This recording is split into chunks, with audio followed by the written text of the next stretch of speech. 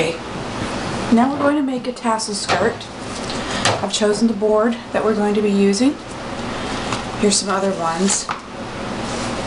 You just want to choose an appropriate length based on usually your form and what the purpose of the tassel is going to be. If it's going to be a tie back or a scissor tassel or a key tassel. But for these, I use this form right here because these are just fun little tassels just to learn the techniques. Hopefully you'll use it. Give it as a gift. They make great gifts. Here's my warped threads. You'll need to watch the video on warping threads to get this. It's basically a warp of threads, which is threads all put together so that you can use them as one.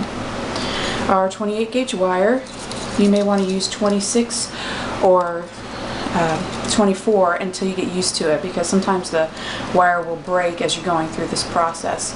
Now this process, once you get this down, weaving this wire over the warp of threads, you will be able to make just about any tassel. This is just a basic foundation technique, and after that, after you've mastered that, it's just a matter of learning the embellishments. Okay, I'm going to cut myself off about 2 yards of this wire, and I'm not one for measuring. I just kind of use the arm's length excuse me, rubric. Alright, I've got it folded in half. Clip that. Okay, and then we have this already folded in half for us up here.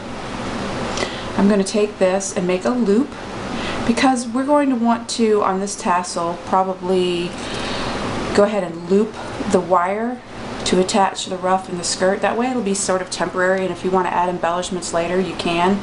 You could also choose to glue it, and if you did, you wouldn't need to do this step.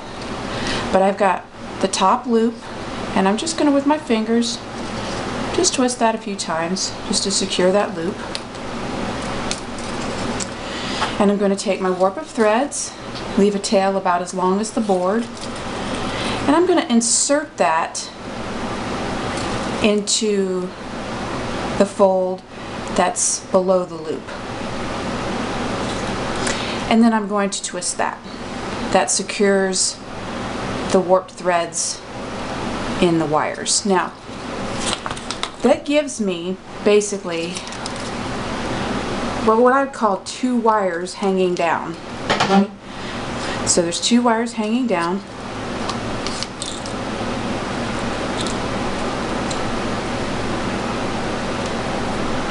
And I'm going to take my skirt board and I'm going to place that between the wires.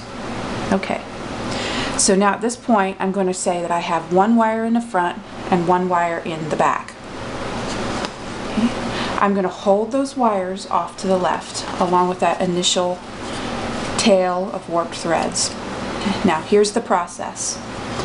Keep the warp off to the right and always the wires off to the left, unless you're working with them. I'm going to take the warp of thread, bring it toward me, around the skirt board, and hold. So I'm using my index finger to hold the warp threads behind the skirt board. Now remember, I have 1 wire in the back. That wire is going to come forward, and the one in the back is going to go behind. So they're switching places. Now I'm making, you see, a little wire loop, and my front wire is now the back wire, and my back wire is now the front wire. And you're going to grab those with your left hand.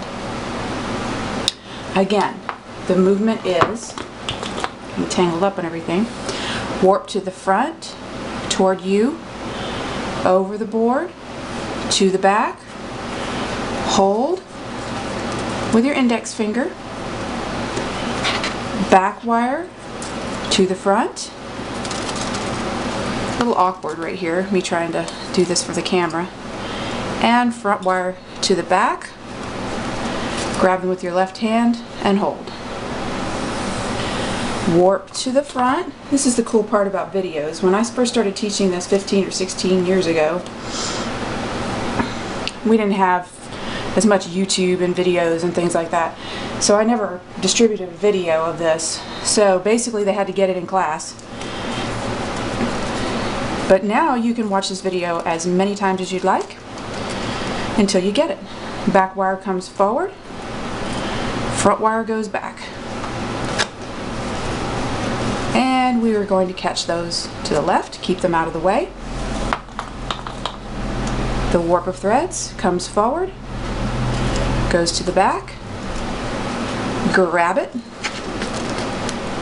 back wire to the front wire to the back, and let's do one more. Warp to the front, keep those wires out of the way, off to the left, you see. You don't want to get them tangled up in the warp. Warp to the front, bring to the back, hold, back wire to the front wire to the back. Now, you see what this looks like. We have a little lump on each of these little areas where we've hooked the wires. If you look on top, all we're basically doing is just making a little twist over the wires. So when we're doing that back to the front to the back thing, we're creating that twist and catching that warp up at the top. So you'll have this little ridge. To me, if you're a stitcher, it looks like a stem stitch running across the top.